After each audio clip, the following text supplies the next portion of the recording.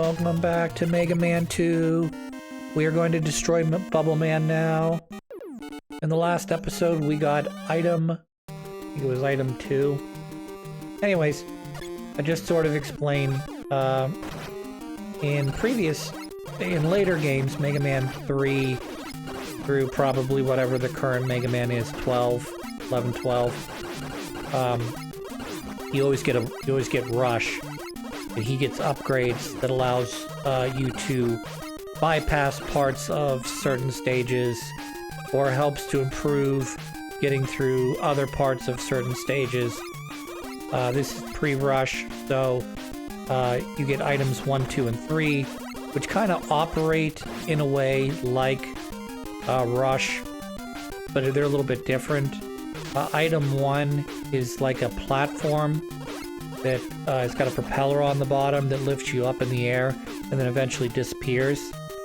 Item 2 is your typical Rush jet, which is as long as you have enough power for it, you hop on the top of Rush, or in this case just sort of a surfboard looking item, and it'll take you from left to right until you either A, cancel it out, or B, run out of power, and then it just disappears. And then the last one is sort of a unique one in comparison to what a lot of the Rush modes that you'll get in later games. It is essentially like a thing that crawl. It operates like weapon or item 1, which is it will take you up, but it operates more like a spider, where it climbs up and down the walls, and once it reaches the top, it'll climb back down, or if you jump off of it, it'll go back down. So you'll be seeing those later on. They're required to get through the Wily Castles. So, in addition to... I mean, they're not only required to get through the Wily Castles, but, I mean, obviously, they're not hidden secrets like in a Mega Man X game where everything's a secret upgrade to your character.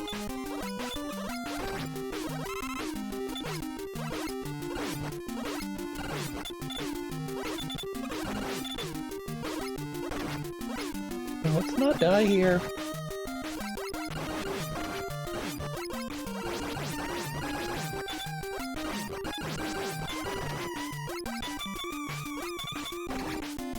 Da, da, da. The Bubble Man's music too is a banger. It's similar to Airman's music a little bit.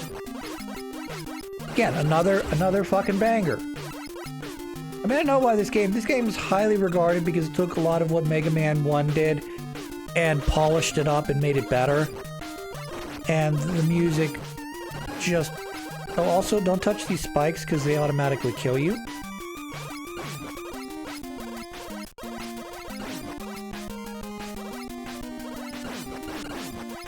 Even the little things act as spikes. Did you know that? That's okay, we're past the checkpoint. Plus, for some reason, maybe it's just a bit of a glitch, or maybe this is designed. I think it's probably more of a design choice. Once you get past the fish with the little light on its head, yeah, you don't got to do them again. They don't respawn for some reason, at least until you have to continue. What else? Yeah, I mean this. It did. There's very few things I think Mega Man. Oh, great. Yeah, you can't hit the side of the spikes either. They kill you. And those squares are very. Hitbox square is very big. There's no. Hey. I'm gonna give you a little bit of leniency because you're in a diagonal position. You're either touching a spike or you're not. You're either too close or you're good. So you want to be... So you'll often see me like that, where I'll make a jump to try to gauge how high I can go up, and then I'll add just a split second on it so I don't go into the spikes, because it's very easy to hold the button just a little too long, and you just end up in a spike.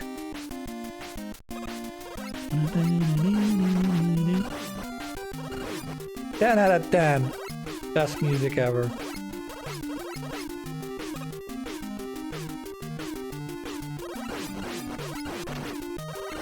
I don't know. Just love this music. There's a lot of just, and again, this well, again might all be nostalgia. There's just so much good music from this time period, and I don't know if it's because. And I heard the sound director for the first, what is it, 8? Well, it's more than 8. It's the first like 10 Final Fantasy games. I don't remember his name off the top of my head. But he talked about, you know, well, we just did what we could with the system we were given. I mean, ideally, you'd want a full fucking orchestra to play, but all you got was the little MIDI section that Nintendo sent you to play around with. You did the best you could with it. And then when you got to the SNES, you did a little bit better. I'm using the wrong power right now. I thought he was... I got him and Crash Man confused. I thought Crash Man was bad against Metal, and I thought Bubble Man was bad against Wind, which doesn't make any sense, I know. But he is very bad against Metal, plus the fact that you can aim Metal in 8 directions. Yeah. Alright, we're gonna go take on the Heat Man next. We got Bubble Lead, L-E-A-D, or Bubble Lead, I guess how it should be pronounced.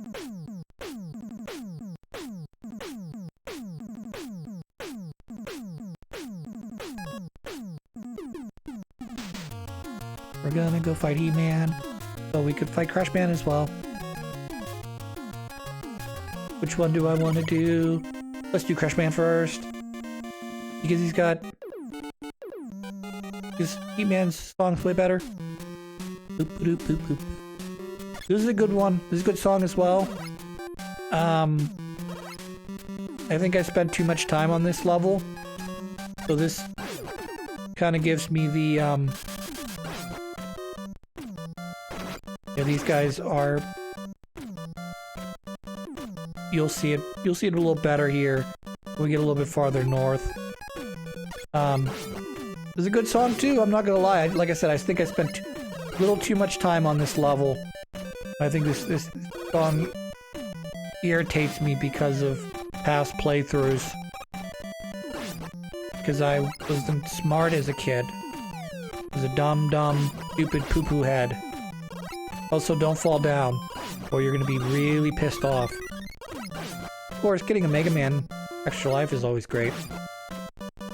This is part of why I hate this stage right here. No, it's not the Mets. The Mets aren't the ones that bother me. You know how to handle Mets, you should be okay.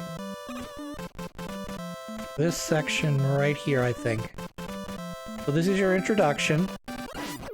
The best thing you can do in this section, because what will happen is these guys come out left and right, and if they hit you, you literally will fall off this platform.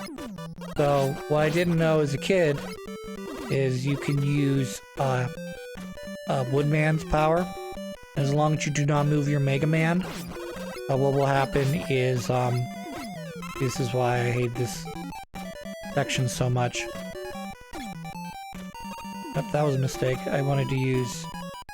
I don't have 1 yet. 1 would be the one I wanted to use. You can use Woodman, and so long as you don't move, you'll continue to kill everything in your way. Or you could be a stubborn dick like I am right now, and risk possibly falling off the edge again.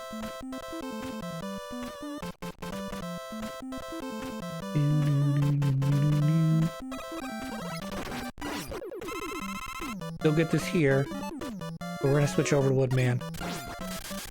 As long as I don't move Mega Man, he's not gonna throw the shield, and I'm not gonna get charged any more weapon power for having the shield out. Despite the fact that these guys are dying, I don't get penalized for every time it uses the shield. And then obviously as soon as I jump, this is the halfway point, I think. Either that or it'll be the next. There's another ladder. Okay, this might be... Right here might be the checkpoint, going up this ladder.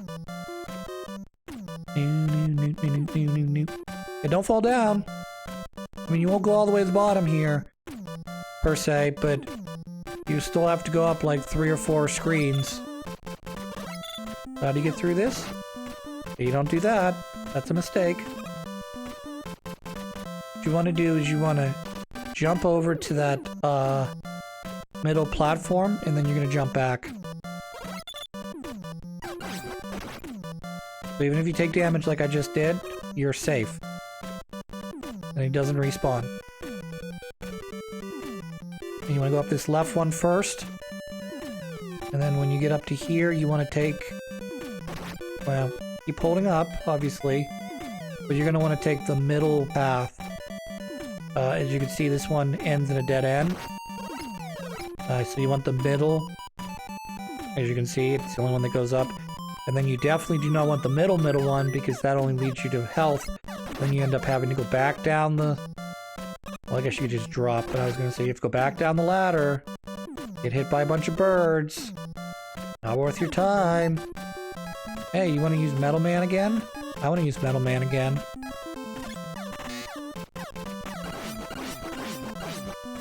Lol. 3. Oh, look, an E-tank. What shall I ever do? Oh no, I don't want to climb all the way down. I can't jump that high, though. Maybe I use number 2 and jump on that and get just enough height. Doing it right this time. You get just enough height to get up there. Isn't that nifty? Kind of wasted two more of those shots, but whatever, right? And then you can use program 3 to get that extra life.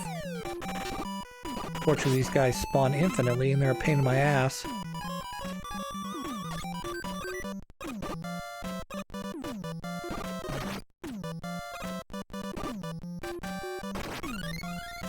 Alright, I'm not sure that was really worth my time, because I just traded an extra life for coming back down here, but whatever. We do get the E-tank, so that's a positive. So we'll have that in our storage, at least for right now. And then we can focus on just going up the ladder. Not worry about anything else. Do, do, do, do, do, do, do, do.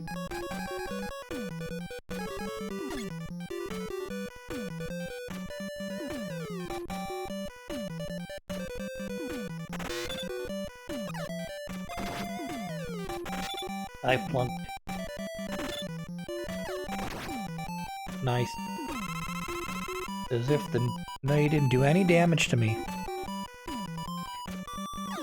Boop, boop, boop, boop, boop, boop. I think I said this in the Mega Man 1 playthrough.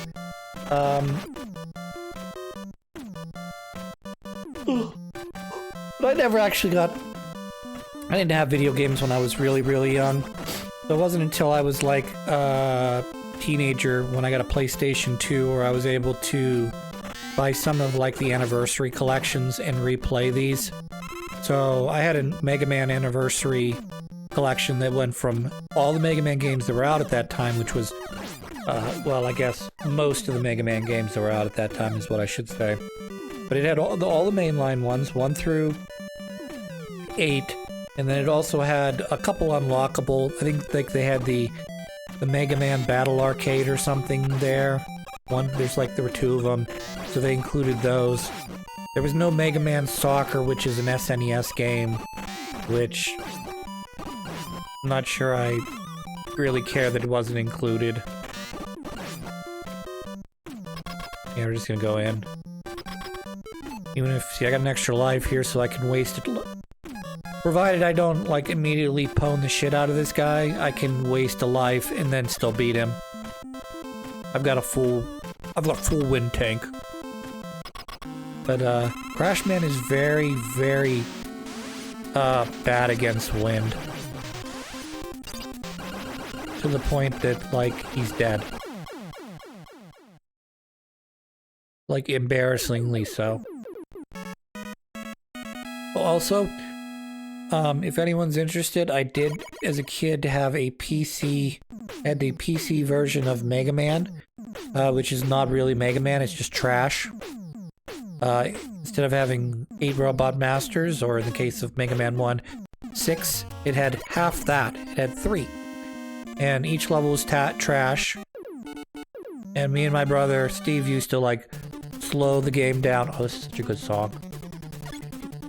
I love this song so much.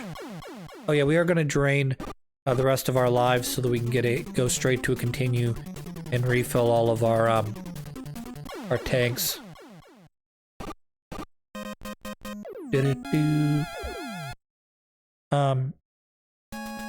But yeah, we used to slow that game down to like a snail's pace, because obviously when they programmed the Mega Man game for the PC, it's based off of your computer's internal clock instead of anything that's... We're talking in the days before, you know, you used to have standardization of games. If your computer could run it, it ran it, you know, because you had a DirectX whatever, or there was some sort of thing that was included with the program that sort of standardized across all different hardware types. Well, back in the day, the speed of this Mega Man DOS game was based on the internal computer clock. So if you had a really fast PC, the game would run super fast. But if you had a really slow PC, you know, you could essentially adjust the speed up and down. So Mega Man 1, they put the little fruit man on the bottom there, and they say, nope, get it right or die, or kill it with a boss's power. In this game, they're like, no, that was unfair of us. We shouldn't have done that. That was just not cool on our end. How about this? Instead of us doing that, we'll make it so that it's very difficult to fall down on the floor, and you have to be really dumb to do it. But if you do it, you will get punished. We're sorry, but, you know, our hands are tied.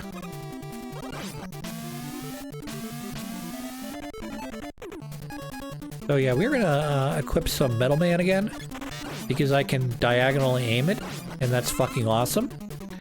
Those blocks are bad against Crash Man, so we will be using Crash Man's power here, as I do not need to use Crash Man's power on anything.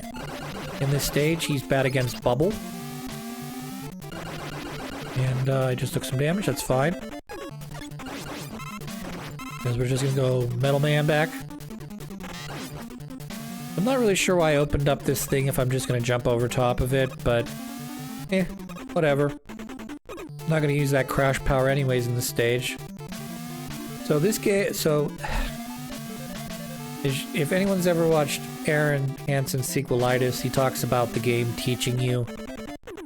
This is a perfect example of Mega Man teaching you the pattern. What, you know, you can learn the pattern in a safe space. You're not going to see it because I'm just going to fly over it. Also, I'm too far back, I'm going to die. Well, that sucks. If I had moved up just a little bit more, I would have been fine. I would have made that. Alright, so I cut out some stuff. I needed to refill my number 2. As you're seeing, I'm finished filling it up now. So I cut out all of the, I cut off all the me grinding for weapon points. If I get any more, I'll just fill up Crash with it. Yeah, let's fill up Crash. We're getting pretty good drops now. I'm not too concerned this is gonna take too long. Even if you get these little drops, as long as they're constant, you're usually pretty good. That's big health. That's fine.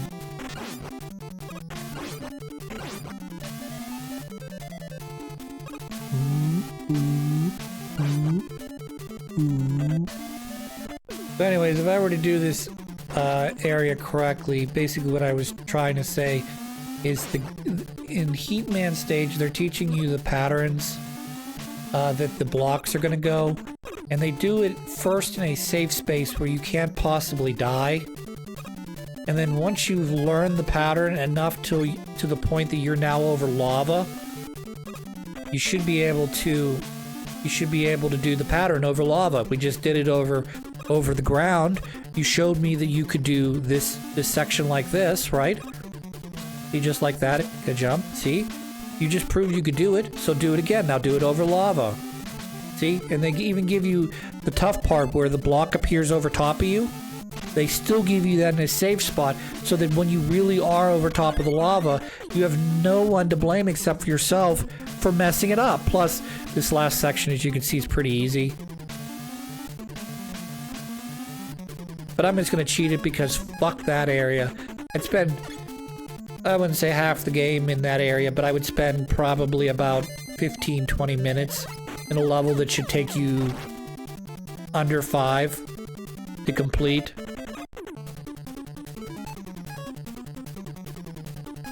Alright, yeah, we're gonna bring out Bubble. Not sure I didn't select Bubble originally, but whatever. And then, Heat Man's pretty straightforward here. You're gonna hit him with Bubble. As soon as he gets hit by Bubble, he'll do this. And do his Psycho Crusher. You just jump over Psycho Crusher. He won't stop short. So you're always good. And now he's dead. And unlike Mega Man 1, where you take damage after the boss dies, as soon as the boss dies, everything... This Mega Man... You could put it this way, either the damage boxes turn off, or Mega Man goes invincible, so he doesn't take any additional damage, and possibly die. Atomic Fire! So, Atomic Fire, which you're not going to probably see too much of, because it's only really useful against Woodman, and it doesn't really have too much application outside of fighting Woodman, because you got Metal Man again.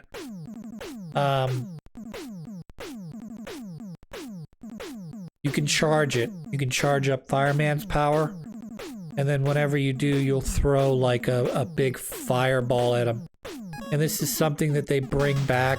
I'm not gonna say in every Mega Man game, but it's definitely Pharaoh Man. In Pharaoh Man, there's probably one in 3 I'm not thinking of. It's a chargeable power. This is an okay song. Not my favorite. It's good for what it's doing. Not my favorite.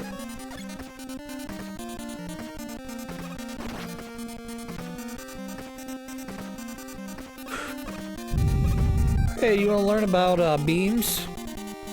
Yeah, I just learned about beams. Those beams cannot hurt you as long as you, I guess, don't land on the one thing. Pretty safe here. Obviously, you miss out on a number of goodies by going the baby way. But you are safe. These guys are for farming, I think.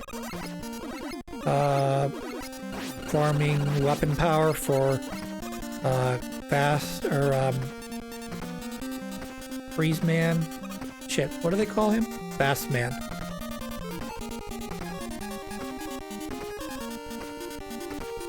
Flash Man. Sorry. I don't know why I frickin' always screw up his name. I would always call him Fast Man. His name's Flash Man.